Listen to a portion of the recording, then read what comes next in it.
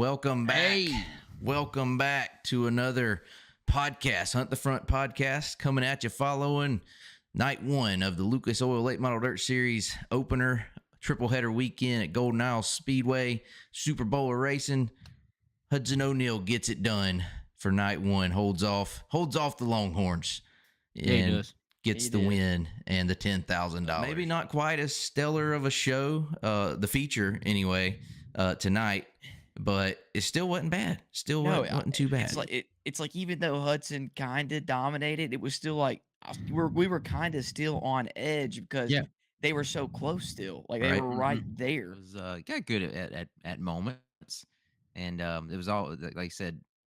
Davenport and Overton too were always kind of right there. Where if Hudson had just slipped up just a little bit, it would have got interesting real quick. In fact, it did that one time. He slipped up and let Davenport get by him, and then Davenport turned around and did the same thing the next lap. So let him back by. But I'd say overall pretty solid race. You got good in the middle right there.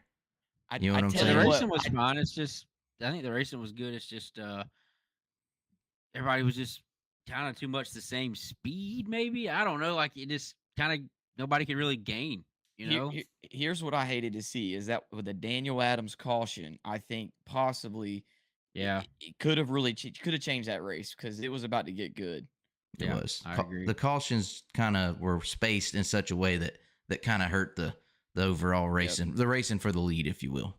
Right. It's funny though how I feel like we have gotten into a situation where we expect each race to be like it's got to be good. We need a race for the lead. We need 3 wide racing, and we need a race for the lead. It's like, or I want my money back. I mean, exactly. Like, or it's a letdown anyway. You know what I mean?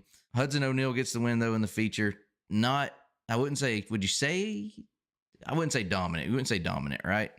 No, I wouldn't. No. I feel like if Davenport doesn't mess up and let him back by, I think he has a hard time getting back by him. Like I think they were pretty even.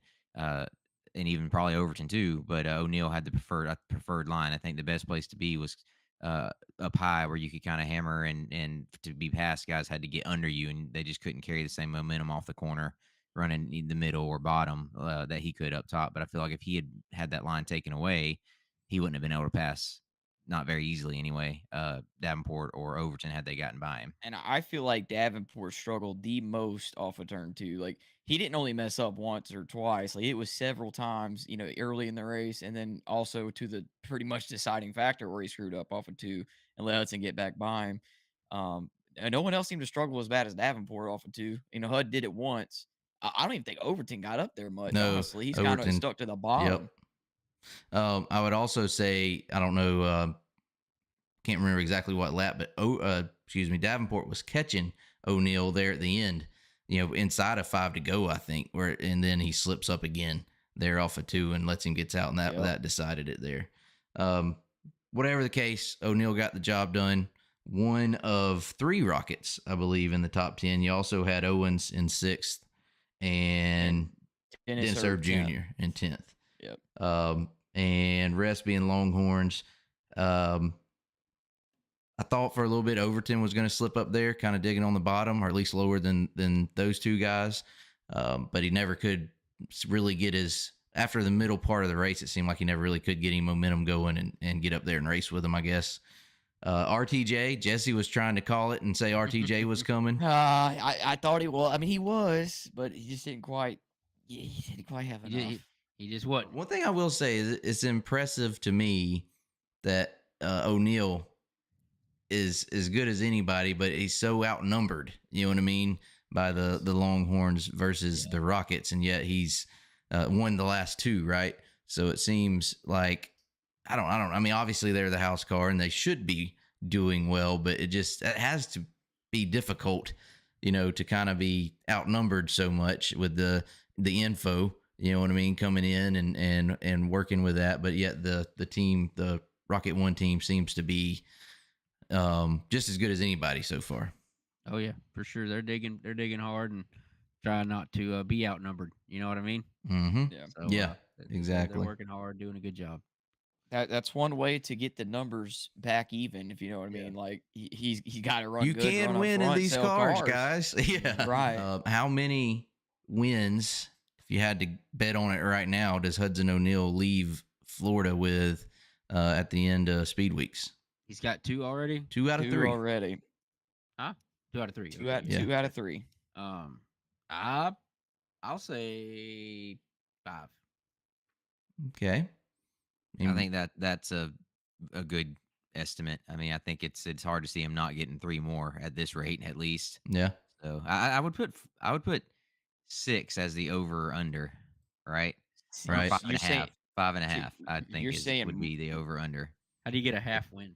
Well, you don't. You either you Joseph don't. doesn't understand the that's betting the over odds. under, Joseph. Yeah. So either if you bet 6 and he went, if he wins 6, over wins. If he wins 5, under wins the bet is how you do Yeah. that. Why you make it a half number. But I'm just saying, I feel like that's kind of a, right. I think that's probably a popular guess would be 5, right? Any more than that seems like Yeah. a lot, but it also seems like, how does he not win 3 more at this rate?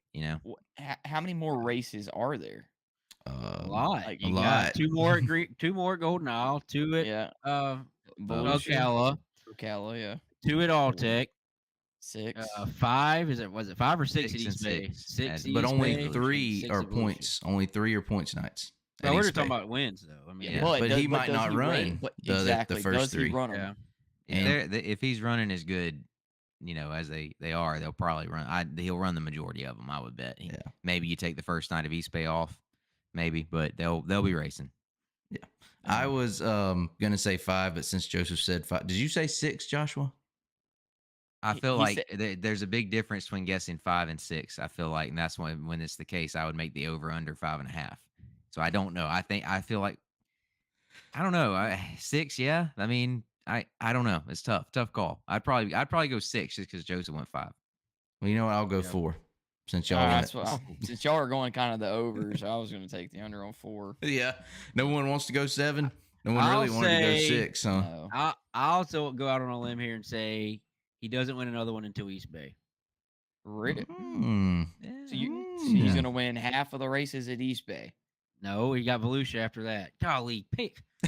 Keep up, up, Jesse. son. Keep up. Keep up, son. Keep up. Does this include Golden Isles 2.0? By the way, there's 2 features there. right. Yeah. Yeah. How okay, is there a include it. gap between Volusia and the return to Golden Isle? The next It's the weekend? week after, yeah. Yeah, they finished at Volusia on Saturday. It's seriously just prolonging Speedweeks. Yeah. I wasn't considering it, but I'll still stick with 4 though. Hey, them It horns doesn't is fitting to change get after him. They're fitting to get after him. They were dude, chasing him hard. At one point, I made the comment because like the video camera had Shepherd, Davenport, and Overton all in a wide, and Hudson was right there. It's like, oh boys, he's got the horns after Back him a right dog now. on a rabbit. Yeah.